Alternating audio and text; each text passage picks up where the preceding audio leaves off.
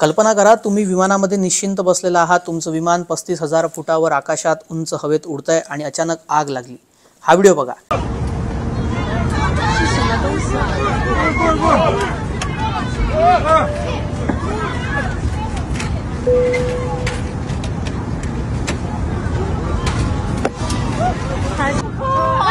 या व्हिडिओमध्ये अचानक आग लागलेली आहे. प्रवासी आरडाओरडा करतायत, क्रू मेंबर्स पळापळ करतायत.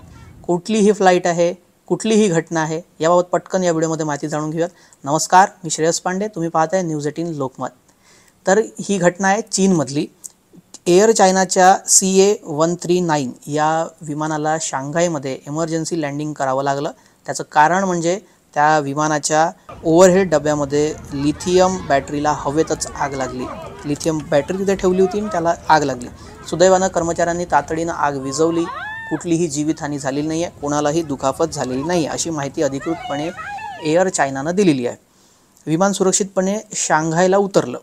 प्रवाशांना त्यानंतर दुसऱ्या फ्लाईटमध्ये शिफ्ट करण्यात आलं आणि त्यांना त्यांच्या डेस्टिनेशन प्लेसवर जाण्यासाठी फ्लाईट बुक करून देण्यात आली आहे.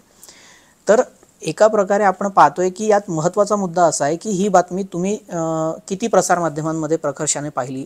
हीच बातमी जर एअर इंडिया किंवा भारतातल्या कुठला एअर इंडिगो विमान असतं आणि त्यात आग लागली असती तर जागतिक पातळीवर त्याची बातमी झाली असती. चीन किती चतुराईने आपल्या देशात घडलेल्या अशा घटना ज्यामुळे त्याची जागतिक पटलावर बदनामी सहन करावी लागेल, या सगळ्या गोष्टी किती चतुराईने लपवतो हे यातून स्पष्ट होतं. आणि आत्ता आपण पाहतोय सातत्यानं अशा विमानात आग लागणे किंवा लँडिंग गिअरमध्ये आग लागणे अशा घटना सातत्यानं घडत असतात. तुम्ही फ्रिक्वेंटली किती फ्लाईटने प्रवास करता किंवा तुम्हाला फ्लाईटने प्रवास करणं आता किती सुरक्षित वाटतं, याबाबत कमेंटमध्ये आम्हाला नक्की सांगा. आणि कोणती एअरलाईन तुम्हाला सर्वात जास्त सुरक्षित वाटते याबाबत देखील कमेंटमध्ये नक्की सांगा. आणि असेच ग्लोबल अपडेट पाहण्यासाठी न्यूज 18 लोकमतला सबस्क्राईब करायला विसरू नका.